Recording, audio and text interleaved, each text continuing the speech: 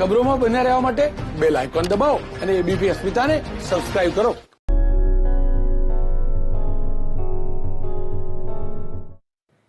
ABP અસ્મિતાની વિશેષ રજૂઆત મારું શહેર મારી વાત અંતર્ગત વાત કરીશું વડોદરાના વોર્ડ નંબર 12ની. વોર્ડ નંબર 12ના સ્થાનિકોની શું છે સમસ્યા, આવો જોઈએ આ અહેવાલમાં. મારું શહેર મારી વાતમાં વડોદરાના વોર્ડ 12ની વાત કરીએ. અકોટા વિસ્તાર છે. પૂર્વ મેયર ભરત ડાંગર આ વિસ્તારમાંથી ચૂંટાયેલા છે અને 4 ભારતીય જનતા પાર્ટીના કાઉન્સિલરો છે. શું કહેશો, શું સમસ્યા? સમસ્યાનો તો પાર નથી. આ વોર્ડમાં એટલી બધી સમસ્યા છે. ધારો કે આપણે રોડ, રસ્તા, પાણી, ડ્રેનેજ, દરેક વસ્તુની સમસ્યા છે. અહીંયાથી ટેકનોટેક મેયર આપણા કહેવાતા ભરત ડાંગરજી પૂર્વ મેયર એ અહીંયાથી ચૂંટાયેલા છે. 4 ભારતીય જનતા પાર્ટીના કોર્પોરેટર હોવા છતાંય આ વિસ્તારને અત્યારે કોઈ જાતનું ડેવલપમેન્ટ તમે અહીંયા જોઈ નહીં શકો. દુનિયાભરનો રોડની વચ્ચોવચ્ચ તમે જોઈ શકો છો કે કચરો પડ્યો હોય છે. સવારે તમે અહીંયા એ રસ્તા ઉપરથી જાઓ તો એટલી બદબુ મારે છે. આ કોરોના કાળ ચાલે છે, એવા કાળમાં જો આ લોકો સાફ સફાઈના નામના અભિયાનના આટલા રૂપિયા ઉઘરાવતા હોય છે, તે છતાંય સાફ સફાઈ નથી. પીવાનું લોકોને પાણી જે છે એ સારું નથી મળતું. ઇવન પાણીનો પ્રેશર જે છે એ સારું નથી મળતું. અને જે પ્રમાણે વર્ષો જૂની અહીંયા ગટર લાઈનો નાખી છે, એ જ ગટર લાઈનો અત્યાર સુધી છે, કોઈ નવી જાતનું ડેવલપમેન્ટ નથી.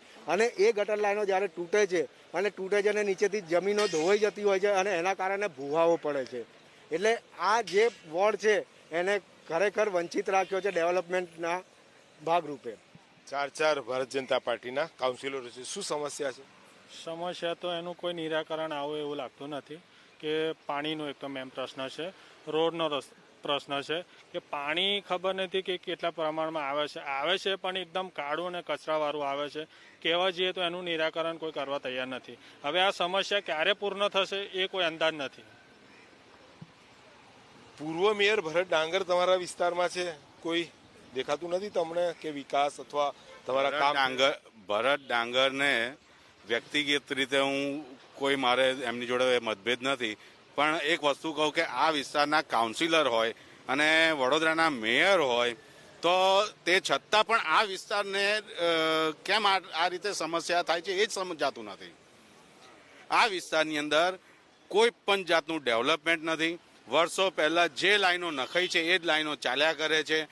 પાણી હોય, ગટર હોય કે કંઈ પણ વસ્તુ, એક પણ વસ્તુ આ રોડ રસ્તા આમાં જો તમે નીચે કે ફૂટપાથ અહીં બન્યો જ, બિલકુલ કોઈ જ જાતનું ડેવલપમેન્ટ નહીં. ના ફૂટપાથ મળે, ના પાણી મળે, ના ડ્રેનેજ મળે. જે પણ છે વર્ષો જૂનું જે છે ચાલ્યા કરે છે. ગમે તારે ચોકઅપ થાય, વારે ઘડીએ ફરિયાદ કરો, 25 ફરિયાદ કરે તારે એક વખત અહીં માણસ આવે જેમ તેમ સળિયા મારીને સાફ કરીને જતા રહે. અને જે કાઢેલો કચરો હોય એ 4 દિવસ સુધી પડ્યો રહે. 4 દિવસ સુધી રોડ ઉપર કચરો પડ્યો રહે. એમને કે સાફ કર્યો તો તાત્કાલિક એને ઉઠાઈ લઈએ.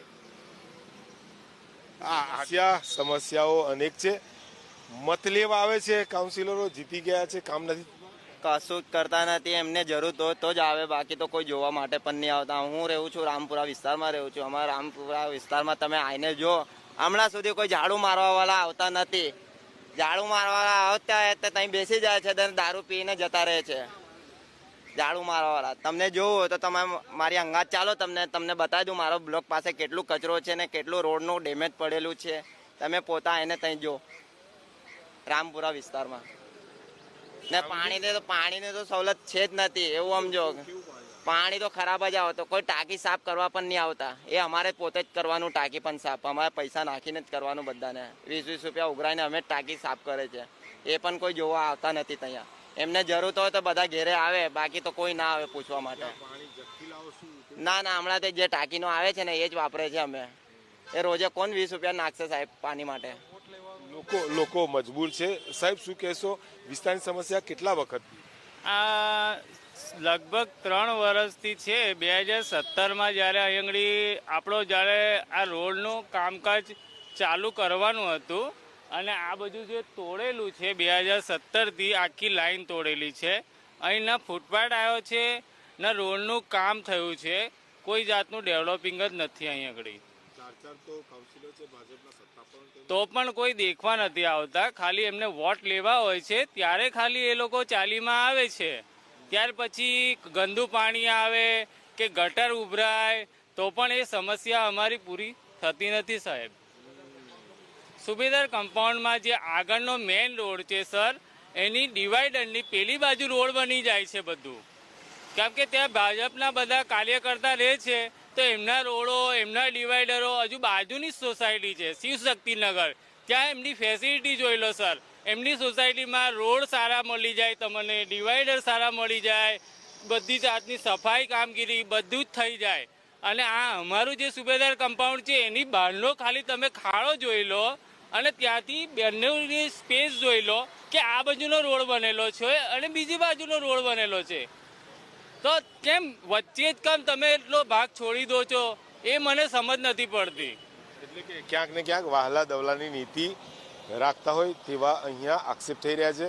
પૂર્વ મેયર અને ટેકનોક્રેટ ભરત ડાંગર આ વિસ્તારમાંથી ચૂંટાઈને આવે છે, તો પછી આ વિસ્તારમાં વહાલા દવલાની નીતિ કેમ? અહીંયાના સ્થાનિકોના રોડ, રસ્તા, પાણી સહિતના અનેક સવાલો છે અને તેનું તાત્કાલિક સમાધાન થાય તેવું અહીંયાની જનતા કહી રહી છે. અન્યથા અહીંયાથી આંદોલન શરૂ થવાના અહીંયા એધાણ દેખાઈ રહ્યા છે. કેમેરામેન પરેશ ધોળકિયા સાથે લોરેન્સ પરમાર, એબીપી અસ્મિતા, વડોદરા.